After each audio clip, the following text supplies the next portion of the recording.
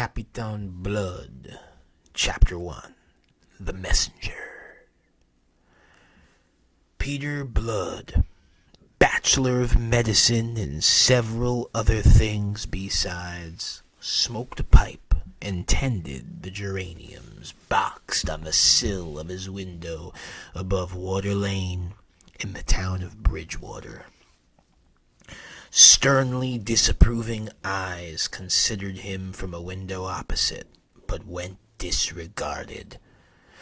Mr. Blood's attention was divided between his task and the stream of humanity in the narrow street below. A stream which poured for the second time that day towards Castle Field, where earlier in the afternoon Ferguson, the Duke's chaplain, had preached a sermon containing more treason than divinity.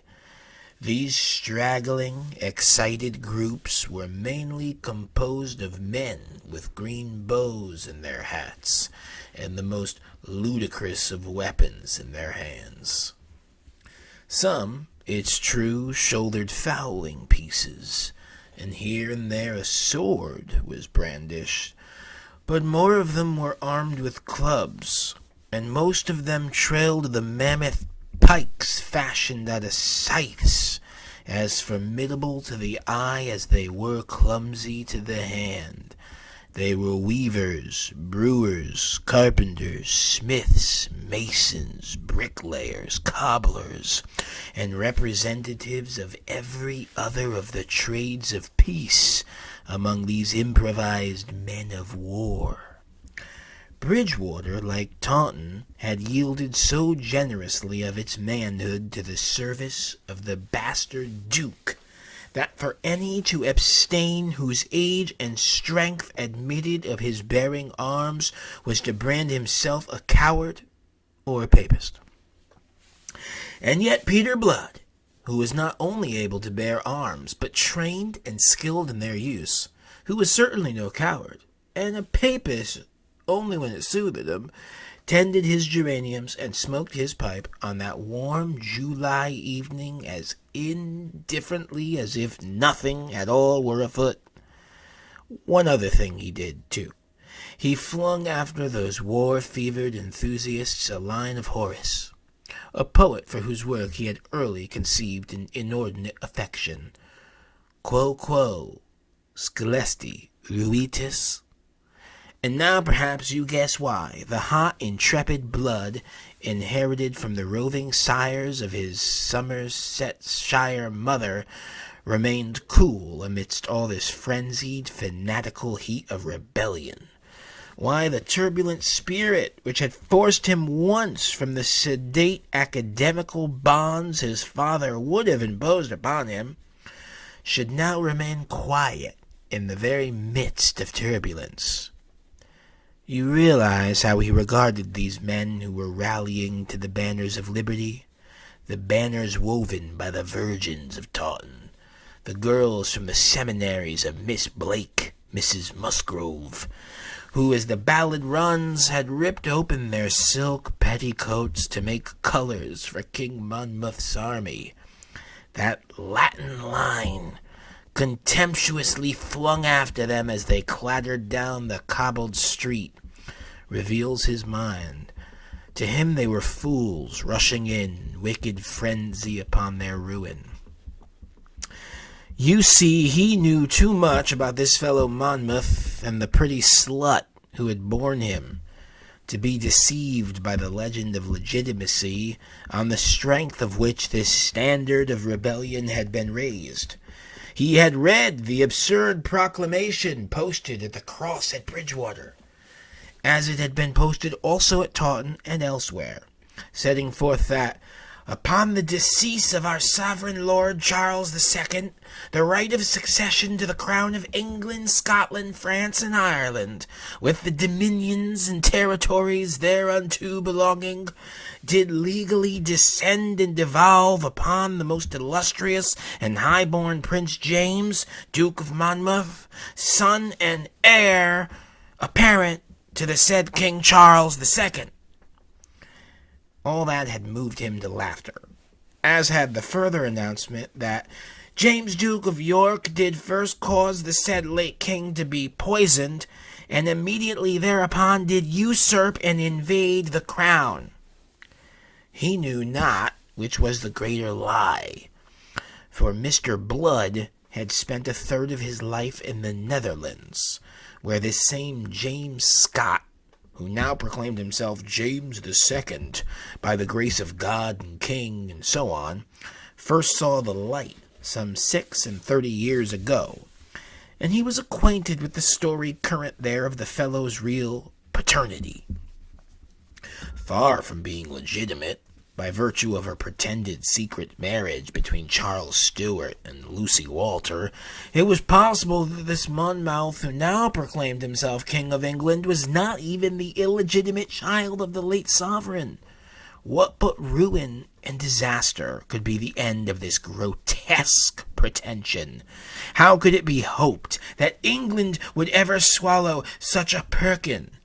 And it was on his behalf, to uphold his fantastic claim, that these West Country clods, led by a few armigerous Whigs, had been seduced into rebellion.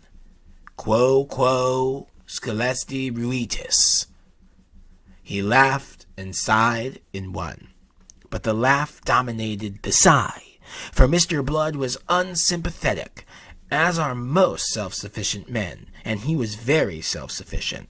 Adversity had taught him so to be. A more tender-hearted man, possessing his vision and his knowledge, might have found cause for tears in the contemplation of these ardent, simple, nonconformist sheep going forth to the shambles, escorted to the rallying ground on Castle Field by wives and daughters, sweethearts and mothers, sustained by the delusion that they were to take the field in defense of right, of liberty, religion. For he knew, as all Bridgewater knew and had now known for some hours, that it was Monmouth's intention to deliver battle that same night. The Duke, he was to lead a surprise attack upon the Royalist army under Feversham, that was now encamped on Sedgemoor.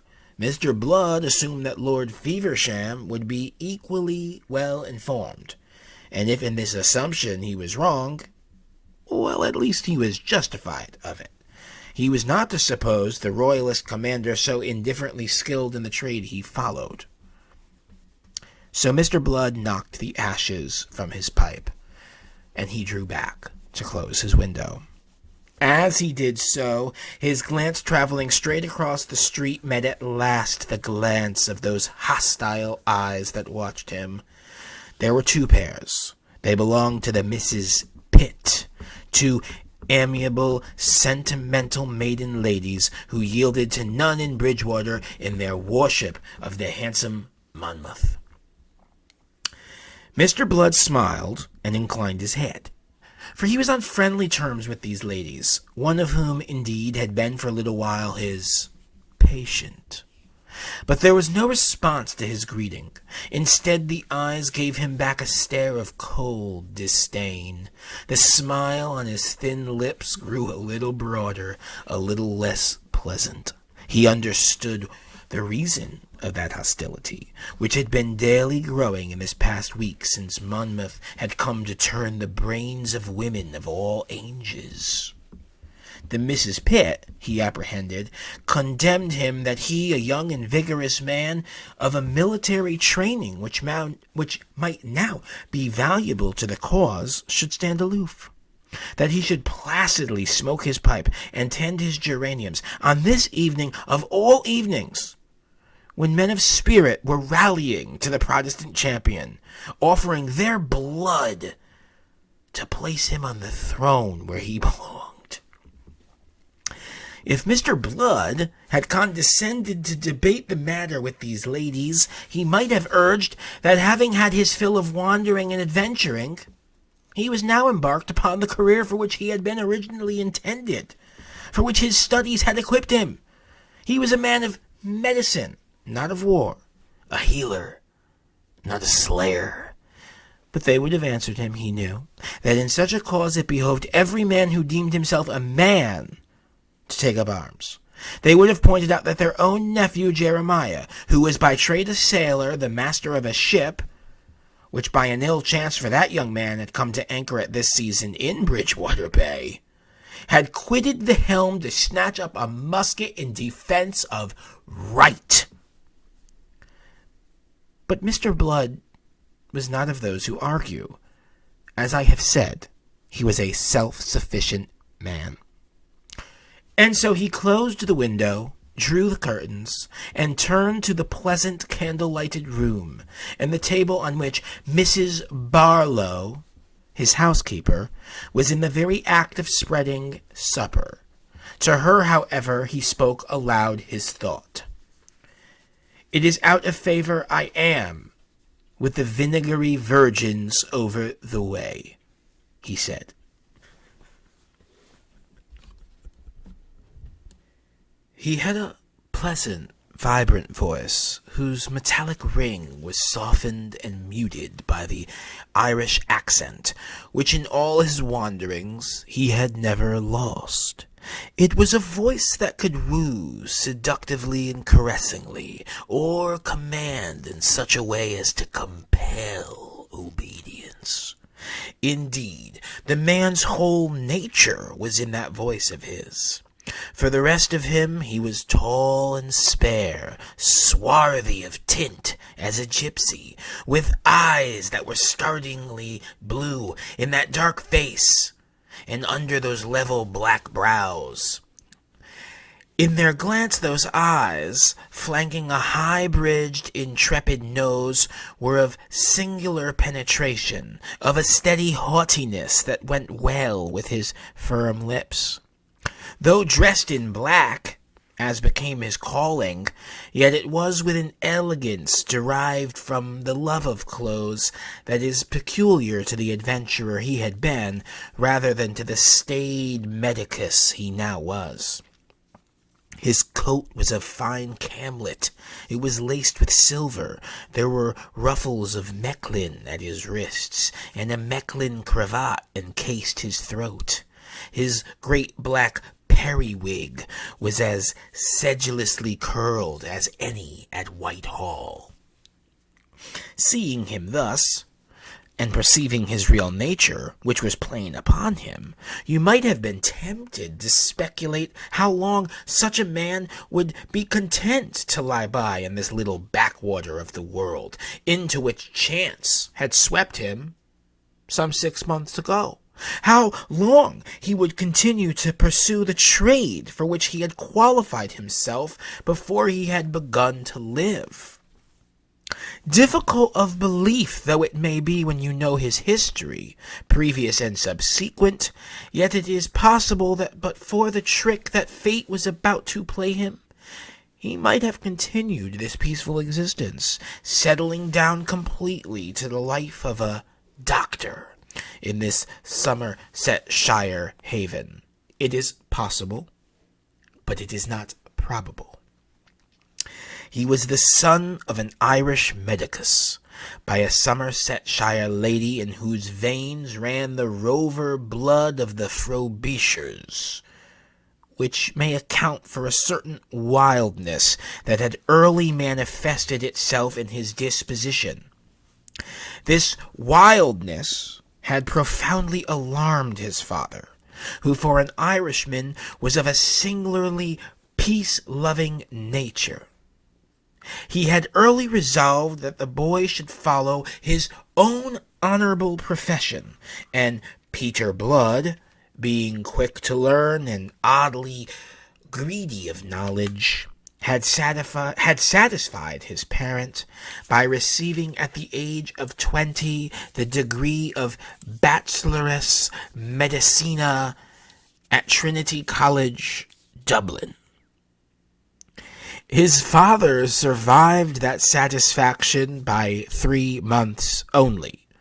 His mother had been dead some years already. Thus, Peter Blood came into an inheritance of some few £100, with which he had set out to see the world. and give for a season a free rein to that restless spirit by which he was imbued. A set of curious chances led him to take service with the Dutch, then at war with France, and a predilection for the sea made him elect that this service should be upon that element. He had the advantage of a commission under the famous De Ruyter, and he fought in the Mediterranean engagement in which that great Dutch admiral lost his life. After the Peace of Nimuguen, his movements are obscure, but we know that he spent 2 years in a Spanish prison, though we do not know how he contrived to get there. It may be due to this that upon his release he took his sword to France, saw service with the French in their warring upon the Spanish Netherlands. Having reached at last the age of 32, his appetite for adventure surfeited, his health having grown indifferent as the result of a neglected wound, he was suddenly overwhelmed by homesickness. He took ship from Nantes with intent to cross to Ireland, but the vessel, being driven by stress of weather into Bridgewater Bay, and Blood's health having grown worse during the voyage, he decided to go ashore there, additionally urged to it by the fact that it was his mother's native soil. Thus, in January of that year, 1685, he had come to Bridgewater, possessor of a fortune that was approximately the same as that with which he had originally set out from Dublin 11 years ago. Because he liked the place, in which his health was rapidly restored to him, and because he conceived that he had passed through adventures enough for one man's lifetime, he determined to settle there, and take up at last that profession of medicine from which he had, with so little profit, broken away. That is all his story, or so much of it as matters up to that night, 6 months later, when the Battle of Sedgemoor was fought. Deeming the impending action no affair of his, as indeed it was not, and indifferent to the activity with which Bridgewater was that night agog, Mr. Blood closed his ears to the sounds of it. He went early to bed.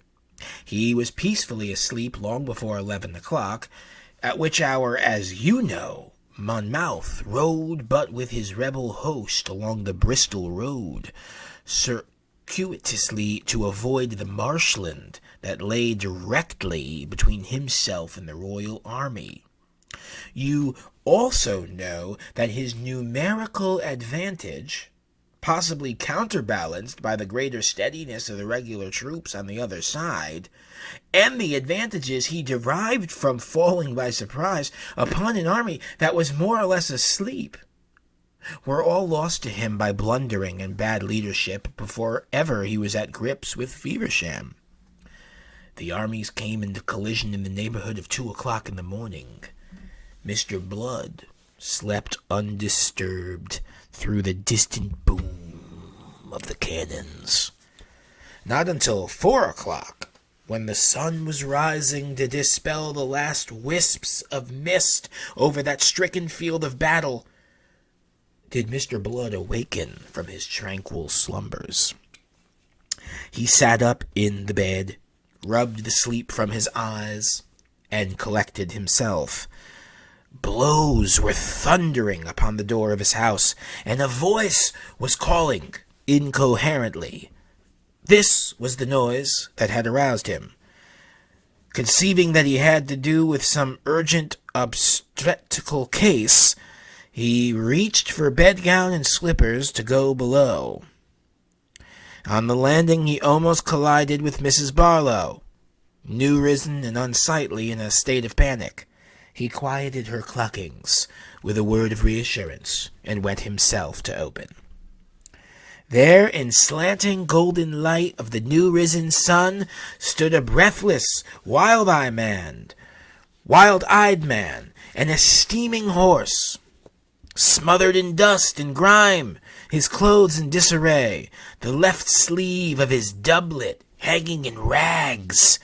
This young man opened his lips to speak, yet for a long moment remained speechless. In that moment, Mr. Blood recognized him for the young shipmaster, Jeremiah Pitt, the nephew of the maiden ladies opposite, one who had been drawn by the general enthusiasm into the vortex of the rebellion. The street was rousing, awakened by the sailors' noisy advent. Doors were opening.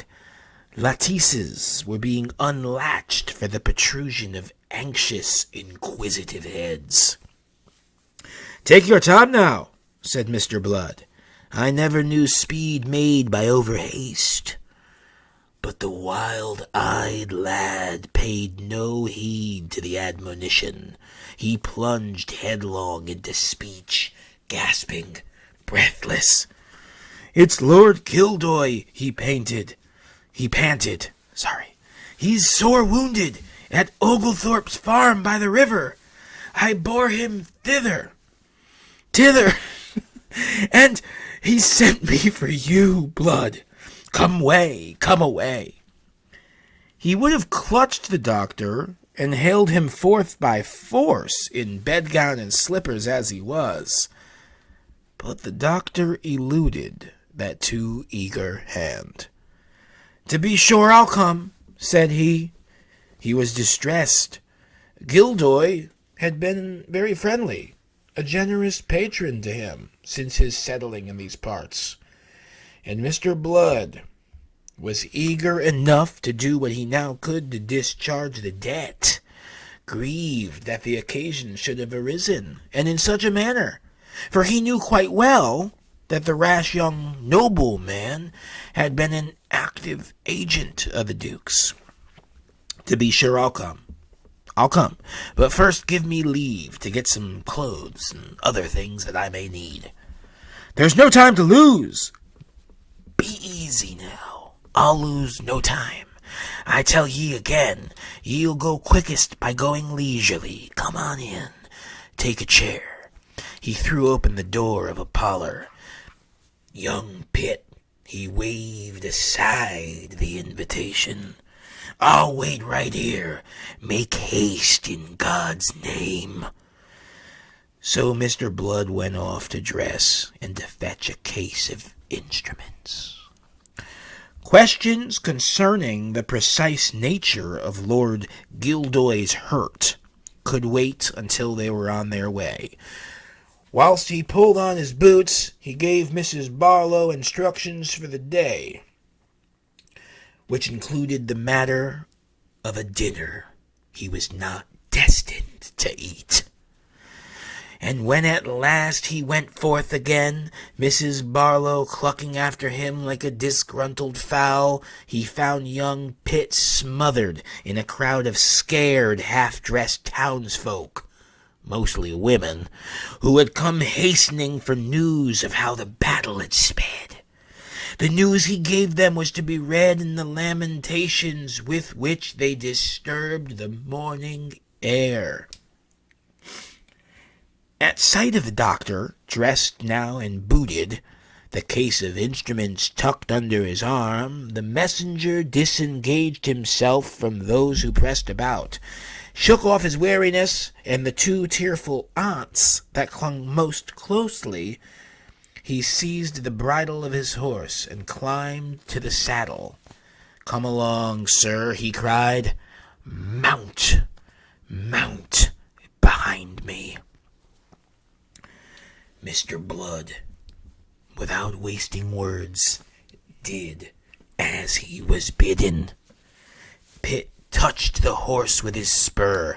The little crowd gave way, and thus, upon the crupper of that doubly laden horse, clinging to the belt of his companion, Peter Blood set out upon his odyssey for this Pitt, in whom he beheld no more than the messenger of a wounded rebel gentleman, was indeed the very messenger of fate.